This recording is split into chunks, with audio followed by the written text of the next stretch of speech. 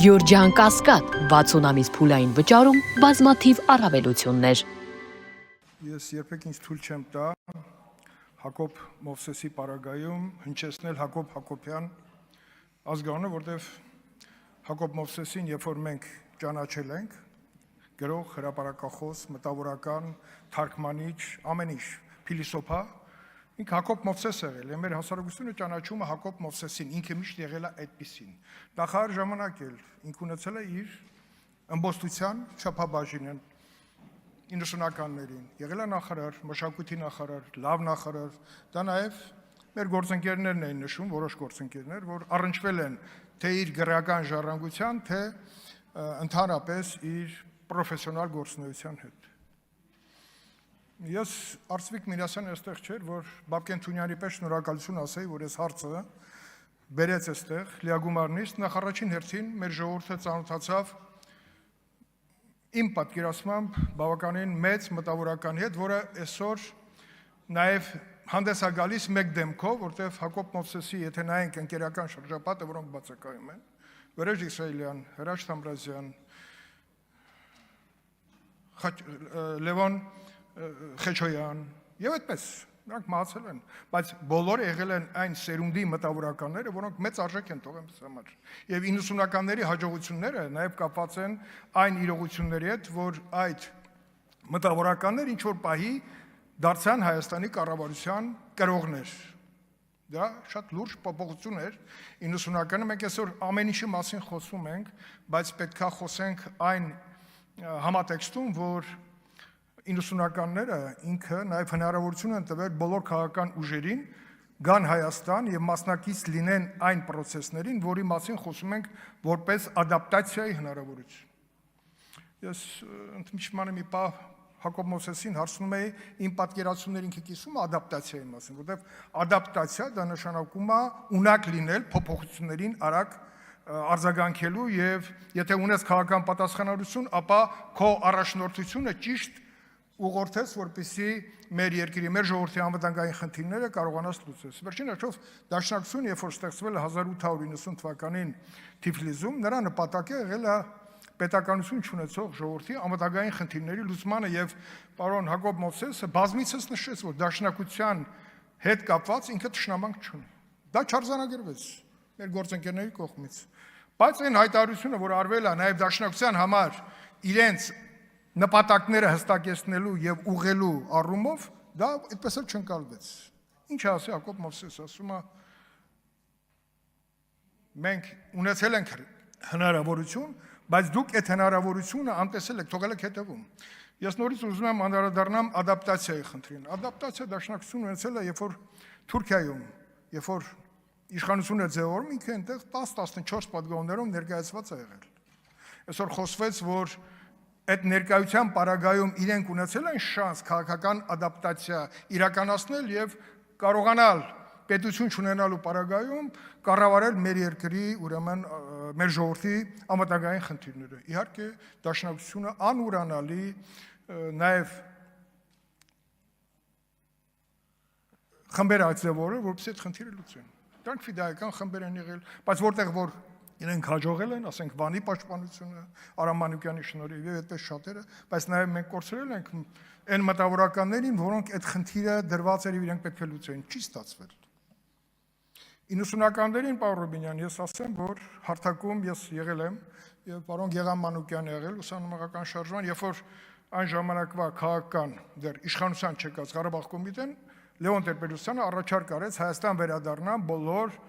կուսակցություններին, առաջին հերթին Հայ-Աղափական Դաշնակցությանը, Ռամկավար ազատական կուսակցությանը եւ Հնչակյան կուսակցությանը։ Իհարկե դրանից հետո ծնվեցին այն անորոշությունները, որ էլի ադապտացիայի բացակայության խնդիր էր։ Դաշնակցությունը կողմը լալով դեմը լավ։ Հիմա կողմ ու դեմի խնդիրը չէր։ Պետքա ճիշտ գնահատեին պահը եւ այդ գնահատականի շնորհիվ իրենք կարողանային այստեղ Հայաստանում մաս դառնային դեպի անկախություն գնացող մեր օրակարգին։ Չի եղել։ Դուք հիմա 004 բանաձևն եք ասում։ Այո, դրանք կան։ Բազմաթիվ օրինակներ ես կարամ բերեմ իրենց հաջողված, պետության համար աջակցությունից, սկսած կարողացել են նաև ազատագրական պայքարի Արցախի հետ կապված նաև զենք հասցնեն Արցախ։ Բայց նաև եղել է հակառակը, ափսոս իրենք այստեղ չեն։ Զենքը տրվել է նրանց, ովքեր դարձել են դաշնակցականներ։ Դա էլ է շահարկվել։ Բայց հիմա դա չի հարցը։ Հարցը նա է, որ այսօր այն շանսը, որ Հակոբ Մովսեսը տվեց նաև դաշնակցության եւ դարձավ դաշնակցության թեմա։ Իրենք են բերել այս հարցը։ Ընդ որում ամենահին դաշնակցականը այստեղ դաշնակցության խմբակցության մեջ Գեգամ Մանուկյանն է եւ Արմեն Ռուստամյանն է։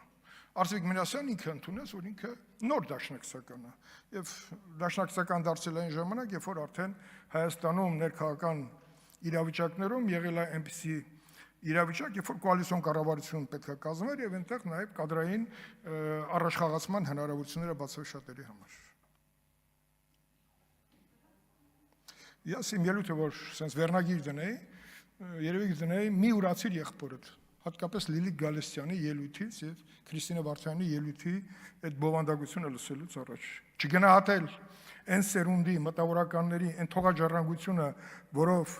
մենք պետք է հպարտանանք, դա անթույլատրելի է։ Բա ինչով պետք է հպարտանանք։ Խարդավանքներով։ Չէ, երբ որ պետականություն չենք ունեցել, արդարացված են որոշ զարգացումներ, հա, բայց երբ որ ունենք պետականություն, ցեդակվեց, երբ որ 18-ից 20 թվականին դաշնակցությունը իշխանություն էր, զենքի վրա երթվելը դեռ մնացել էր, թե չէ։ Իրենք ընկալել են, որ պետություն, արդեն պետություն ենք։ Եվ զենքի վրա երթվելը, մինչև հիմա եթե շարունակում ենք, դա խանգարում է իրանց առաջ նայելու։ Ես ընդմիջմանը նաև մեր հանձնաժողովի անդամ Գեգամ Մանուկյանից ցեդակվեցի այդ զենքի վրա երթվելը, այդ ավանդույթը որ թվին է դրվել եւ ինչի է շարունակվում, որտեվ դա ըստ էության իրենց խանգարում է եւ Հակոբ Մովսեսը դա երբ որ հիշատակել է, իրանք պետք է դա վերցնեն եւ իրենց ապագա քաղաքական օրակարգը ձևավորելուց պետք է կարողանան այդ խնդիրների առնչությունից իրենց դուրս դնել։ Հակոբ ջան չեն արել, չեն անելու հիմա, որովհետեւ ափսոս Տիգրան Պարսիլյանը այստեղ այնքան կարևոր մի հատ հարց դրեց, ասաց լավ, դաշնակցություն ամենամեծ ֆրակցիան ունեցել է հիմա։ Վերջը դաշնակցության լիդերը Ռոբերտ Քոչարյանն է, թե չէ։ Միշտ կասկած է եղել, որ Հունաստանում Ռոբերտ Քոչարյանը ինչ-որ պահի, պարոն Աղազարյանի ափսոս այստեղ չի, անդամագրվել է դաշնակցության կուսակցության շարքերը։ Դա իրականություն է, թե չէ, այսպես ռետորական բան եմ հնչեցնում, որի պատասխանը կակնկալեմ եզրափակիչ ելույթում Արծվիկ Մինասյանի կողմից։ Դա իրականություն է, թե չէ։ Հակառակ դեպքում չի բացատրվում, որ Հայաստան խմբակցության ամենամեծ